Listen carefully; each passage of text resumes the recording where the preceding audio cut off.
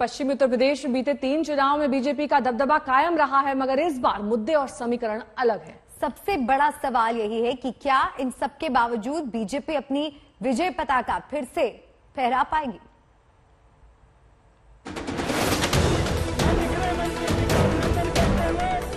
Record तोड़ने की बात कर रहे हैं। अरे रिकॉर्ड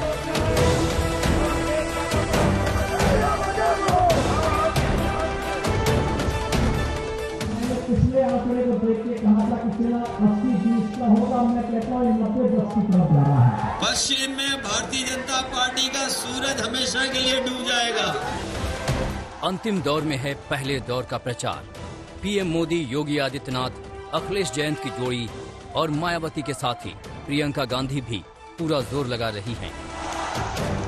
10 फरवरी को पश्चिमी यूपी की 58 सीटों पर वोट डाले जाएंगे।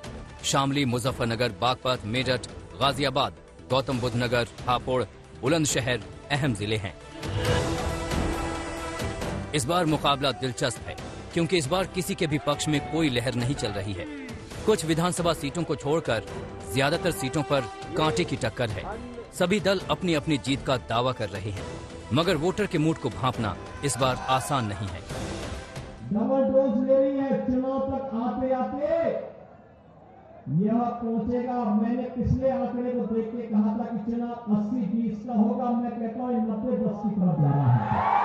पहले चरण से ही भारतीय जनता पार्टी की हवा खराब हो रही है और 3 आते आते भारतीय जनता पार्टी का पता नहीं लगेगा।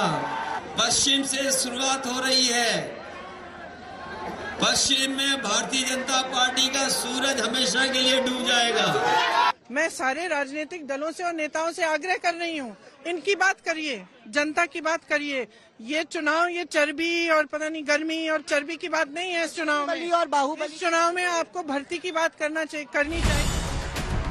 चुनावी मैदान में बीजेपी, समाजवादी आरएलडी गठबंधन, कांग्रेस और बीएसपी हैं, तो वहीं ओवैसी और चंद्रशेखर आजाद भी मैदान में हैं। मगर ये किसी न किसी का खेल बिगाड़ते दिख रहे हैं।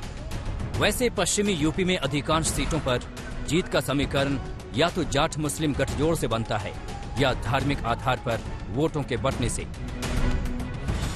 2017 की बात करें तो जिन 58 सीटों पर इस दफा पहले चरण में वोट पड़ेंगे, उनमें से 53 पर बीजेपी ने जीत दर्ज की थी। एसपी और बीएसपी के खाते में 2-2 सीटें गई थीं। वहीं आरएलडी का एक उम्मीदवार जीता था, जो बाद में बीजेपी में शामिल हो गया था। इस बार किसान आंदोलन और लखीमपुर खीरी कांड जैसे मुद्दे हावी हैं, तो बीजेपी मुजफ्फरनगर दंगों और कानून व्यवस्था को बड़ा मुद्दा बनाकर वोट मांग रही है।